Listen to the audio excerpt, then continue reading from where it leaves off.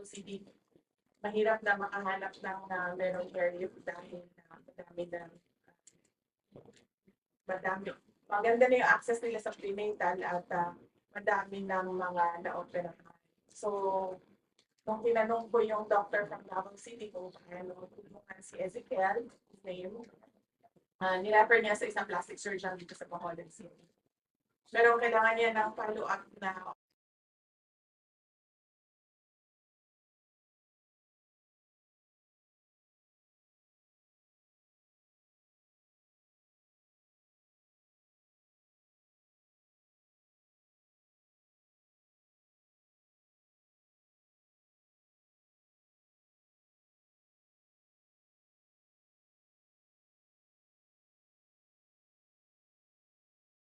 and ang sunod namin na activity is yung distribution ng mga negosyo tanday ng mga assistance. So meron tayong mga individual entrepreneurs na matanggap sila ng kanilang dagdag kapital. And then yung isang grupo ng mga mushroom growers dito sa Bacolod City, nakatanggap din sila ng around 150,000 na additional capital para sa kanilang association. And then nag-meeting din kami ng ating Bacolod Satellite Office Lead dahil meron na namang possible na eruption ang Mount Canlaon. So, tinanong ko sila kung ano yung preparations nila. Sabi naman ng ating Panay and Negros Island Satellite Office na once na merong evacuation at ilagay sa Panay Stadium, nakahanda sila na magbigay ng support in terms of food and non-food relief and medical assistance doctors. So yun yung ginawa namin dito ngayon sa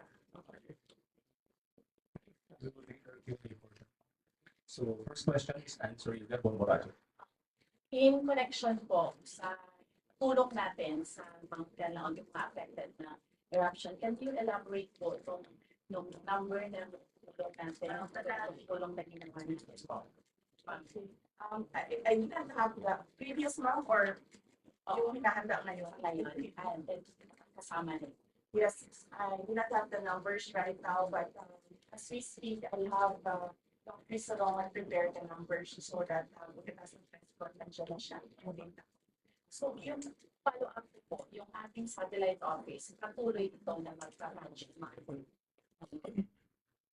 Sa ngayon, yes, patuloy siya na nag-function dahil meron mga kaming budget. So hanggang December 31, meron kami budget for the entire year of calendar year 2024. So, that's no place. Yung data lang ng assistance daw sa kanila, no reviews and preparation. So, like after December, ano mangyayari sa satellite office? After December 31, well, sa ngayon, hindi namin masagot kung mag-operate pa ang satellite office by January 1 kasi hindi namin nakikita kung ano yung final budget ng Office of the Vice President dahil wala pa naman General Appropriations Act. So, once lumabas yung budget for next year, malalaman namin kung ano yung budget ng Office of the Vice President and then we will adjust accordingly. Okay, next question is Cheesy. Pricey. Daily Star.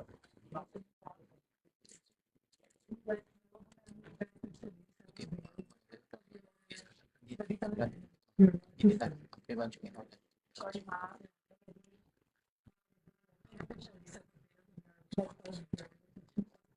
Okay, for the entire year of from January 1 to date,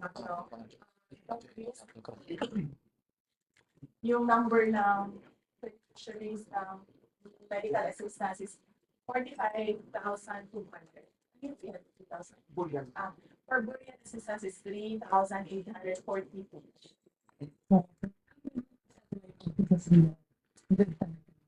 We have 10, ma'am. We have one in Sagupan, one Isabela City, Kawayan City, Isabela, province of Isabela. One in Bacolod, one in Bacolod for Panay and Negros Island, one in Cebu for Cebu, Bohol City Board, one in Tacloban for Beta Samar, one in Barm for Barm, one in Zamboanga City for Western Mindanao, one in Baho City for Southern Mindanao and Northern Mindanao, and one in as well. We have one as well in Legazpi City for Bicol. Sa free rides natin, ma'am, yung libreng sakay natin, we have one bus in Cebu, one bus in Davao, and 4 buses in the national capital.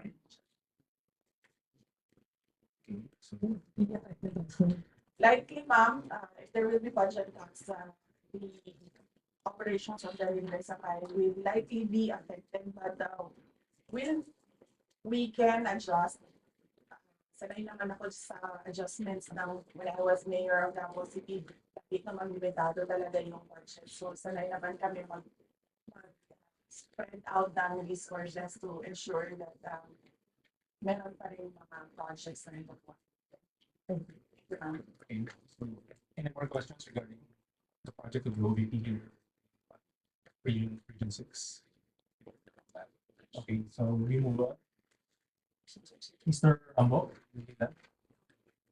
I did. Mr. Adrian Pero, any Yes, sir. hi ma'am, good afternoon.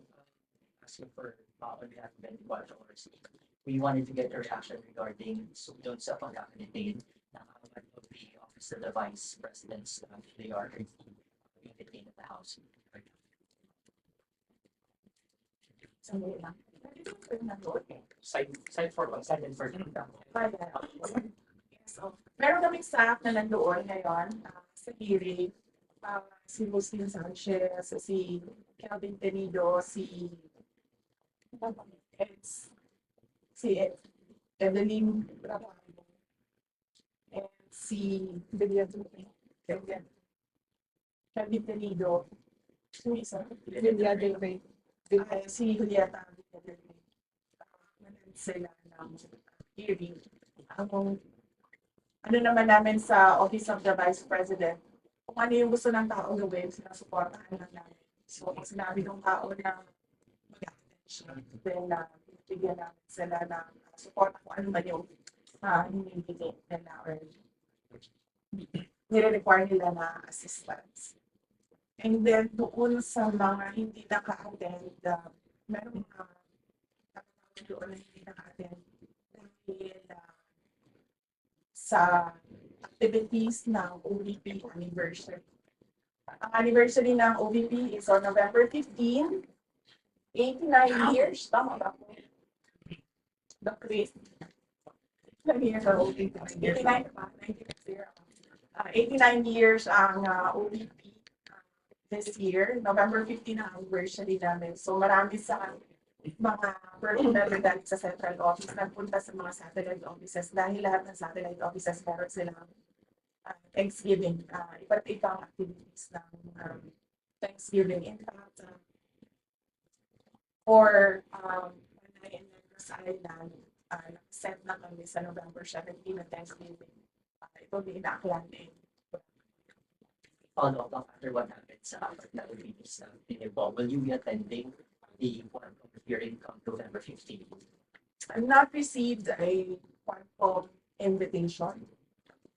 Follow up in question sa mga di umano ay irregularities sa mga acknowledgement receipts ARPO na di umano ay bogus at spurious to code.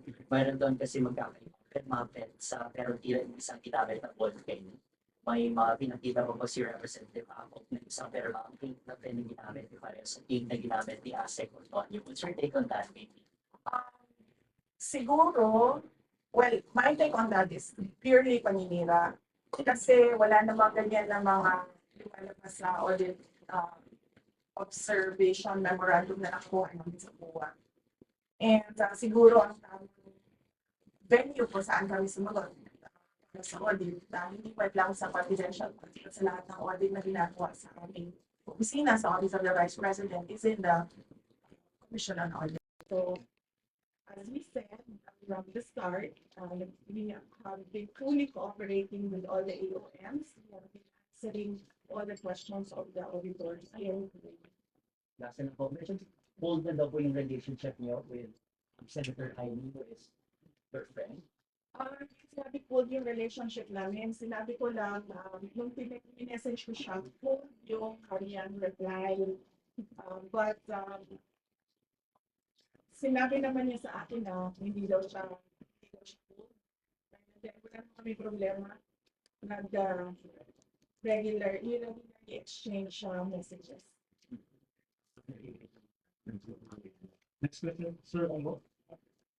How is the audit is something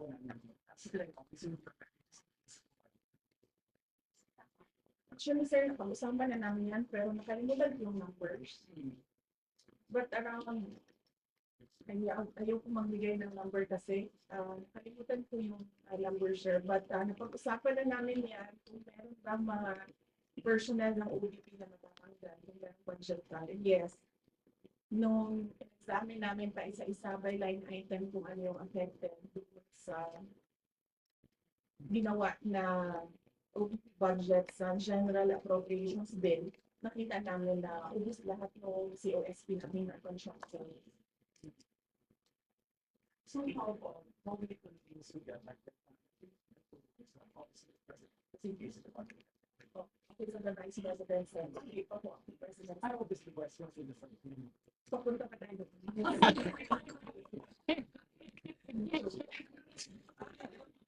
I'm sorry.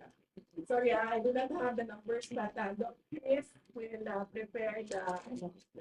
Yes. Yes. We can have yung July 1 natin na report. Do we have it? Do you have a copy? Sir, yes. Yung July 1 report natin. The report. So every yes, thank you. So, but this is the first year you know.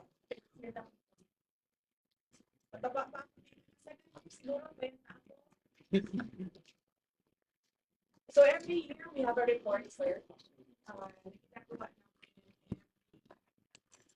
June. So this is our first year. We continue to file this, and then within our second year, that's we video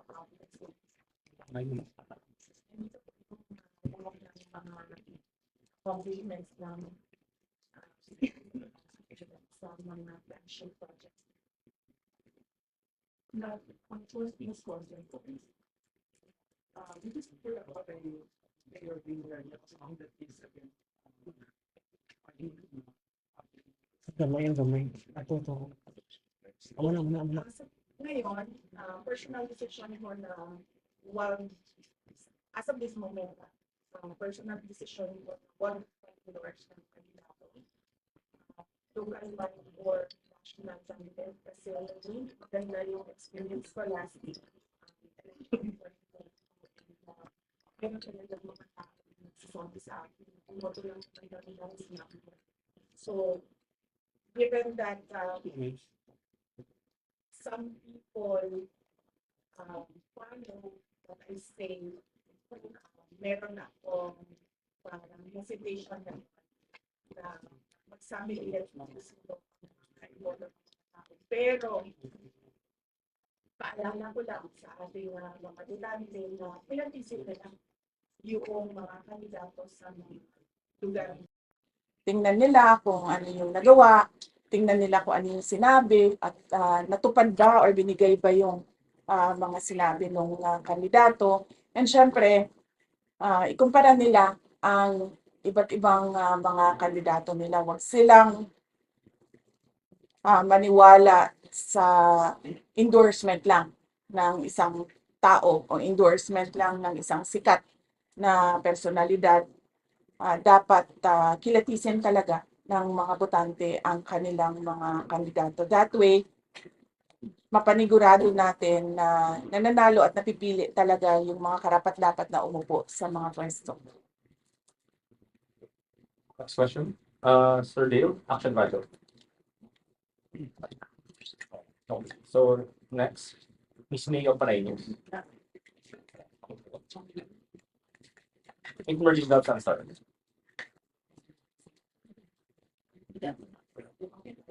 Okay na.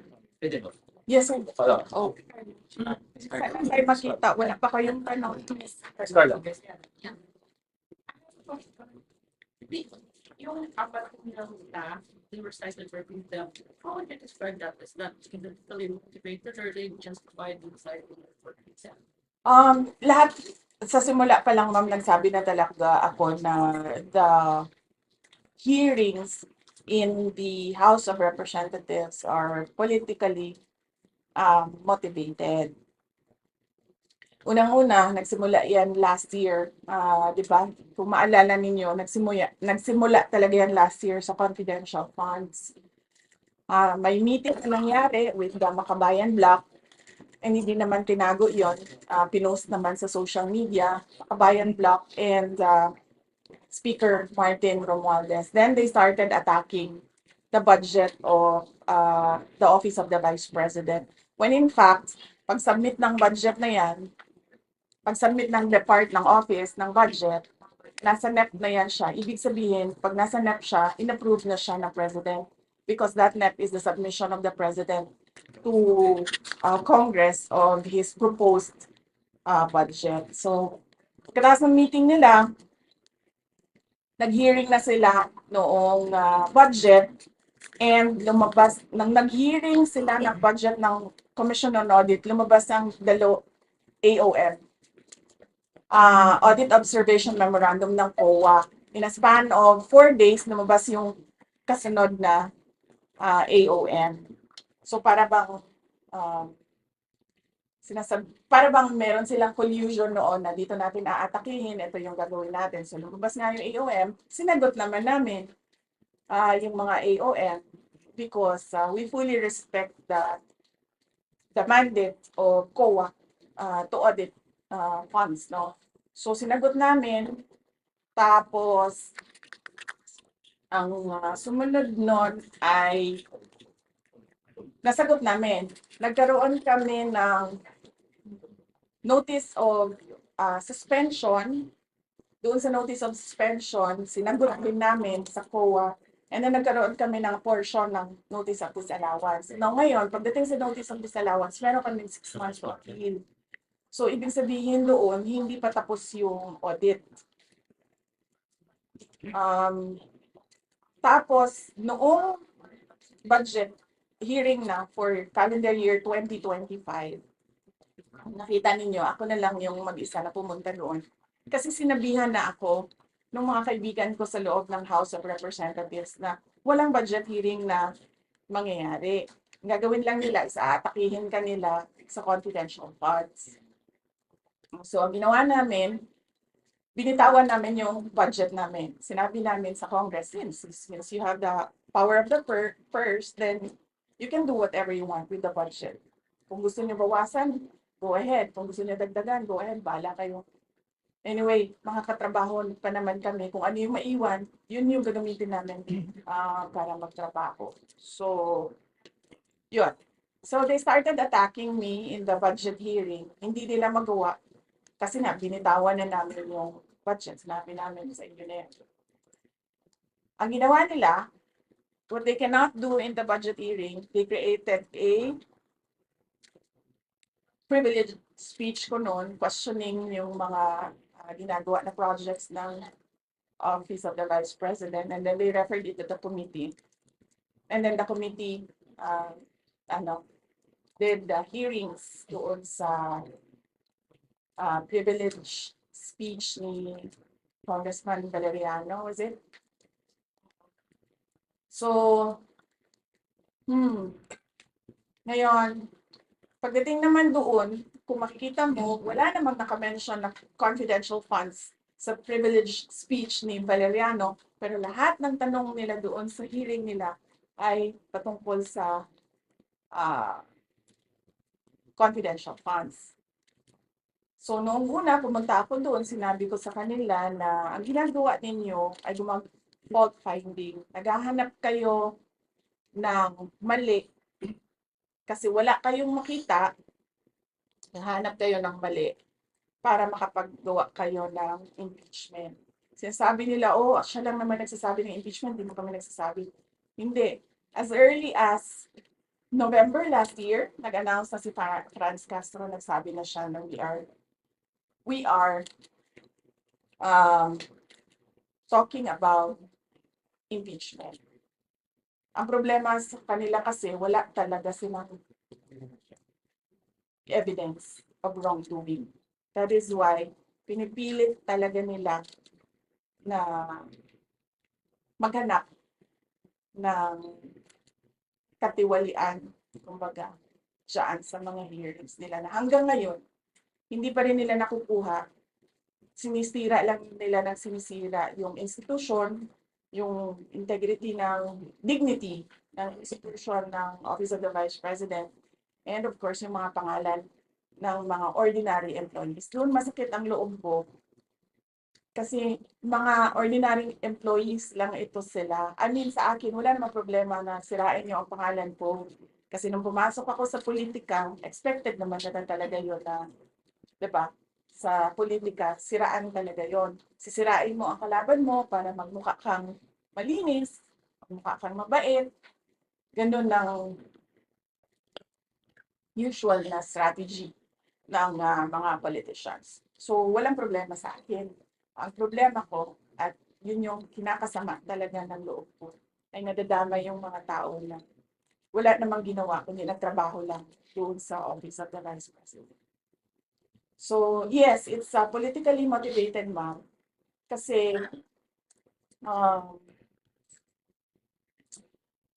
dahil hindi ko alam kung anong kinagalit ni Lisa Marcos sa akin. Sabi niya, yung tumawa daw ako sa pagsabi ni PRD na yung president. Yun naman yung sinabi niya na kinagalit niya sa akin. So, wala na tayong magawa niyan. That's her personal take and personal feelings. And then si Martin, alam ko si Martin, he really wants to run for president. And if we cannot make it through a popular vote, he'll just do the charter change and run as prime minister. Thanks. Ma'am, expression ng paghinayang dahil ang office niyo po dito at yung programa namin sa XFM, Servisyong Katropa ay may establish ng partnership na talaga. May referrals kami ng mga pasyente, tinatawag dito kay Dr. Chris, tapos nirespondihan. Sayang naman yung umpisahan namin partnership na mag-close yung office dito. Yes, kahit man ako, nasisayangan din ako sa effort nila Doc Chris at lahat ng mga satellite offices sa iba't ibang lugar.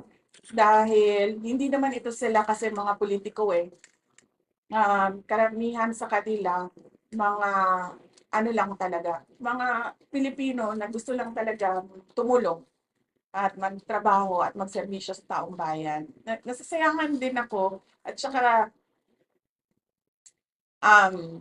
nakita ko kasi sa Davao City nung mayor ako na kailangan talaga ng iba't ibang satellite offices. Actually, ang tawag namin sa Davao City, district offices. Divided into 11 districts in Davao City. One district office per district. Political district, we call it. Nakikita ko kasi madami talagang mga tao na pag hindi malapit yung access nila sa government services, wala na rin sila talagang initiative na pumunta kung nasaan yung sentro. So, yes, nasasayangan din kami. Pero tingnan natin, sir, kung ano yung kalabasan na budget ng Office of the Vice President, and then we'll work around it and see what projects we still can do by January 2025. Next, from the Binulgar. Galing from the Duterte, Vice President. From the way things are, it is quite obvious that you are object of demolition and being discredited because of the 2020 elections. My question is, are you eyeing the presidency in 2020? Wala pa yan sa mga plano ko, ma'am. I was asked kung tatakbo ba ako sa 2028 and then I answered doon sa mga kasamahan natin sa media sa National Capital Region. December 2026 would be the best time to decide kung tatakbo sa 2028.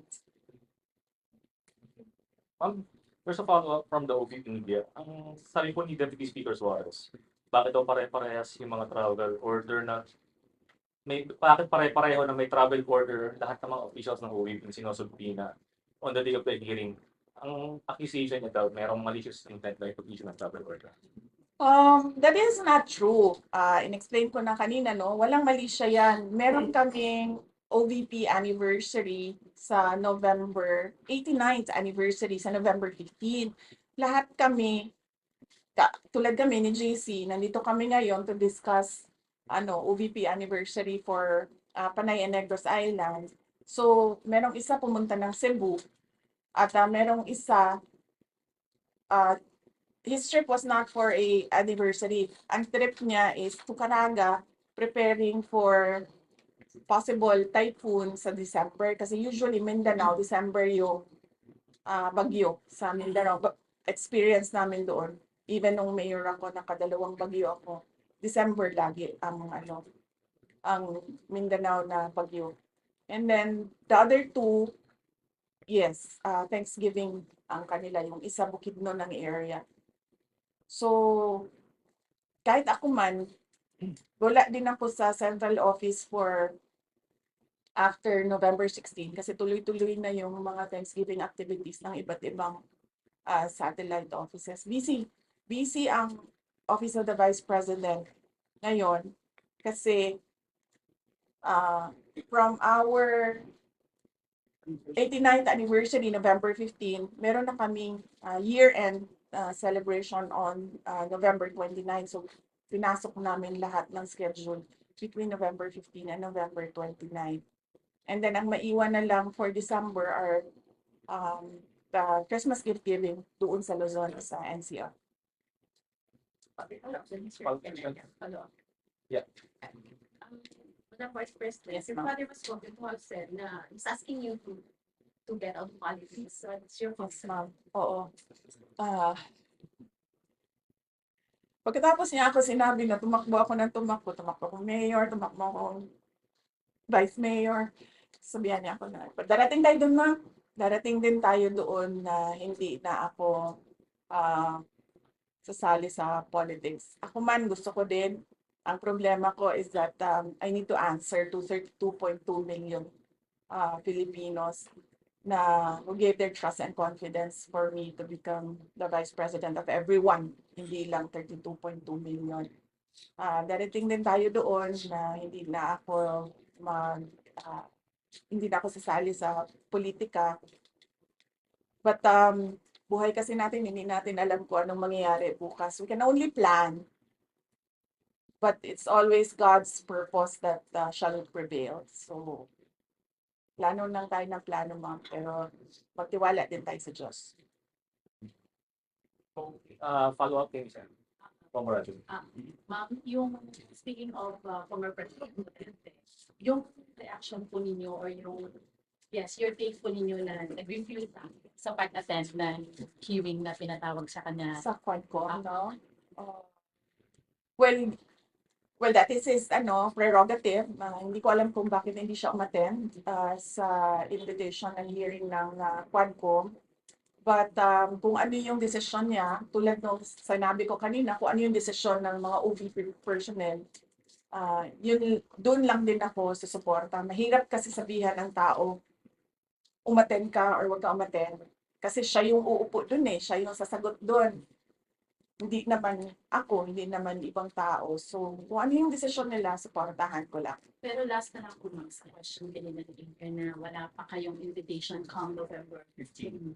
So ma'am, given na may invitation, mag-attend po kayo ulit.